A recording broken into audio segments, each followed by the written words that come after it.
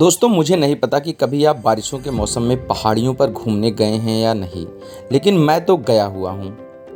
Hilly areas तो वैसे ही हरे भरे रहते हैं और जब बारिश के मौसम में यहाँ पर बारिश होती है तो इस हरियाली के बीच में गिरने वाली बूंदें इन पहाड़ों को और ही ज़्यादा खूबसूरत बनाती हैं। अब आप बारिश की बूंदों की आवाज़ सुनिए।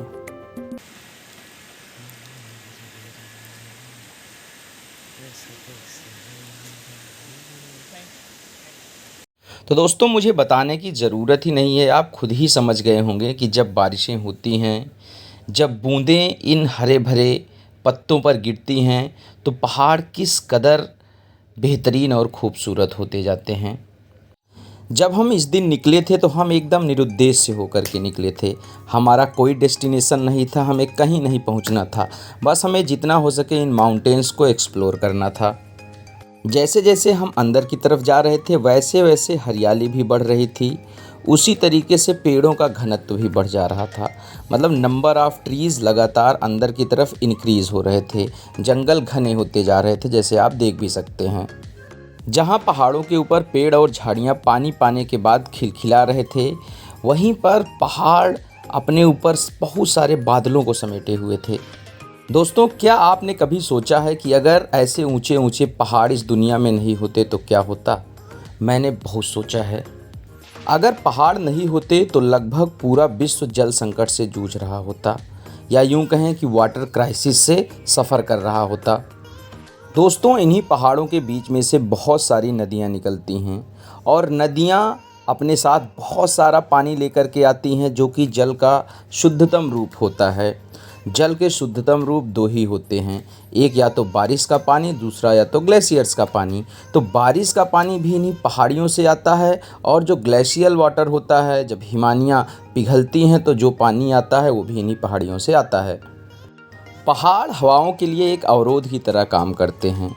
अवरोध कहने का मतलब यह है कि जब हवाएं बह करके आती हैं तो पहाड़ उनके रास्ते में खड़े हो जाते हैं, और अगर हवाओं के पास आर्द्रता, नमी या ह्यूमिडिटी होती है तो उस हवा को वो वर्टिकली ऊपर उठा करके बारिश करवा देते हैं, और इस तरीके से बारिश का पानी नदियों को मिलता है।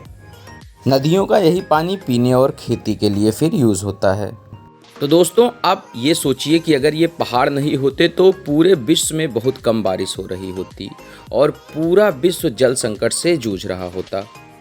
तो दोस्तों, ज़्यादा ज्ञान न देते हुए मैं बस इतना कहना चाहूँगा कि जब आप कभी भी कहीं भी घूमने जाइए तो वहाँ उस जगह के महत्व को समझने की कोशिश कीजिए। तो दोस्तों, घूमते घूमते हमने पाया कि इन बारिशों के बाद इन पहाड़ियों के बीच में से बहुत सारे झरने निकल पड़े, जैसे आप देख सकते हैं, और वो इतने खूबसूरत लग रहे थे कि मैं शब्दों में नहीं बयां कर सकता। आप जितनी दूर तक निहारते जाइए, सिर्फ पानी और हरियाली। मैं कह रहा हूँ, आप खुद ही कभी जाएंगे तो मंत्रमुग्ध हो जाएंगे। तो दोस्तों, ये हमारी खुशकिस्मती थी कि हम ऐसे मौसम के बीच में वहाँ पर पहुँचे। फिलहाल मैं आपको ये भी सलाह दूंगा कि अगर बारिशें तेज़ हो रही हो तो पहाड़ियों पर एकदम मत जाइए, क्योंकि हमेशा लैंडस्लाइड्स का खतरा बना हुआ रहता है। उसके साथ ही अगर ज़्यादा बारिश हो गई तो बाढ़ जैसे हालात भी हो सकते हैं। इसलिए मानसून के महीनों में तो एकदम पहाड़ों पर जाने से बचना चाहिए। इस बारिश, पहाड़ियों और झरनों के बीच में हमें तो स्वर्ग जैसी ही अनुभूति हो रही थी और हमने बहुत मज़े किए। तो दोस्तों, आपका भी कुछ ऐसा अमेजिंग एक्सपीरियंस रहा हो पहाड़ियों के बीच में तो हमारे साथ शेयर कीजिए, बहुत मज़ा आया होगा आपको भी। तो चलिए फिर मिलते हैं नेक्स्ट वीडियो में, लेकिन लाइक, शेयर और सब्सक्राइब करना मत ही भूलिए।